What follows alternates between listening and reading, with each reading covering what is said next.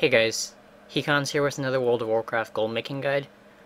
Today we're going to be talking all about Jewelcrafting and the new recipes that were added this past week in 7.3. I'll be sharing some of my sales from this past week, as well as going over some of the strats I use to make gold. So to start, we're checking out my most recent 50 sales. As you can see, I've sold a few of the 850 rings for 25k.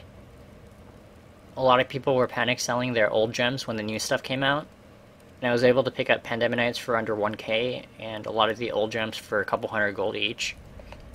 These rings have a crafting cost around 2k on this realm, and I'm making anywhere from 15 to 25k, so that's a pretty substantial profit.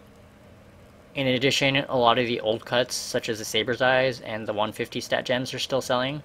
I'm getting anywhere from 4k rather to 5k gold for the Saber's Eyes, and anywhere from 700 to 2k for the old cuts. And of course I'm selling the newer cuts as well.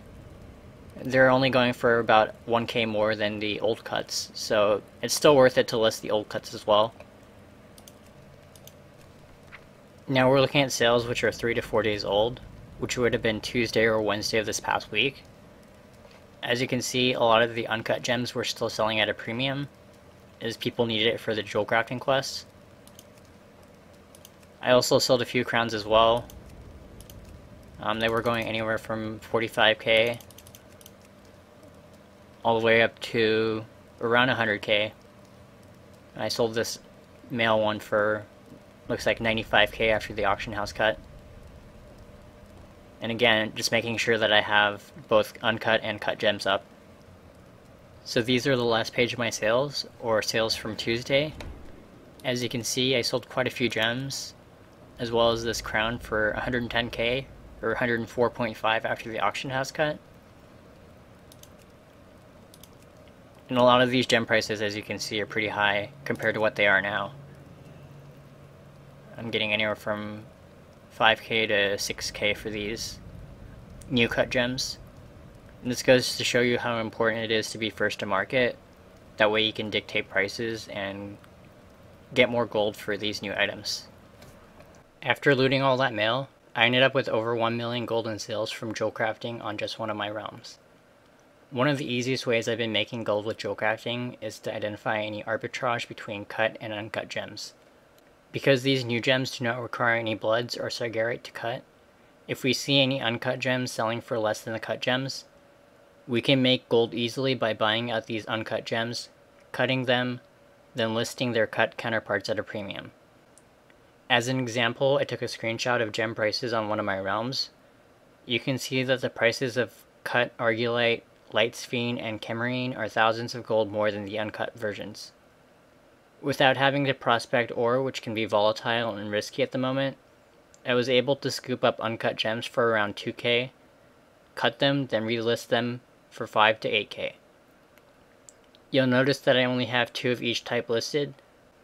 That's because the market on these gems can move in either direction at any time, and the best way to minimize risk is to keep only a few cut, then cut and list more as they sell. You may be asking why the prices of cut gems are so much more here. That's because someone reset the prices a while before I took the screenshot. I would argue that this is actually a failed reset because they didn't bother to touch the uncut gems or the ore. Anyone who sees this price discrepancy will likely step into the market immediately by buying some uncut gems, cutting them, then undercutting the overpriced auctions of cut gems. They can also purchase ore and prospect it themselves, likely at a profit with these cut gem prices. However, strategic resets that make sense can be a great way to make a ton of gold. One of the ways I made gold this past week was to commit a chunk of my capital to employ resets on a few of my realms. Jewelcrafting resets can be a huge undertaking and require a significant amount of capital, but they can mean huge returns if you can pull it off successfully. A day before the Jewelcrafting recipes went live, I bought out the Imperium ore on 3 realms. In addition, I looked at any gems that were underpriced and bought those out as well. There were a lot of ore and gems being listed with no real use or demand prior to the Jewelcrafting recipes, which meant everything on the market was undervalued. With the anticipated demand increase for both ore and these gems, I felt that I could buy them out on multiple realms without much downside risk. This gambit did, in fact, pay off, as I was able to get as much as 500 gold per ore and as much as 25k for gems on those realms. Any ore I wasn't able to sell off before the prices caved, I ended up using for my own jewel crafters on these realms. Another tip if you're using TSM is to make sure that your groups and operations are set up correctly so you're maximizing your profit. As an example, look up which stats are desirable on Jewelcrafting crowns for every class and spec, and make sure to have your groups and operations list those for much higher than those with junk stats. If you can roll a good single stat on a crown, or any crafted gear for that matter, price those at a huge premium. In a few cases, you may even consider buying out a competitor's single stat crafted item if you can flip it for profit. Lastly, make sure to cancel and reset your auctions frequently. Jewel crafting crafts, gems especially, are a highly competitive market. If you expect to get sales, you'll need to make sure to relist when your auctions get undercut. Anyways, that's going to be it for this guide. If you like this video, please be sure to like, comment, and subscribe. Thanks so much for watching, and happy gold making. Thank you to my supporters over on Patreon as well for their generous pledges. I appreciate it a lot. Take care and see you all in the next video. Late.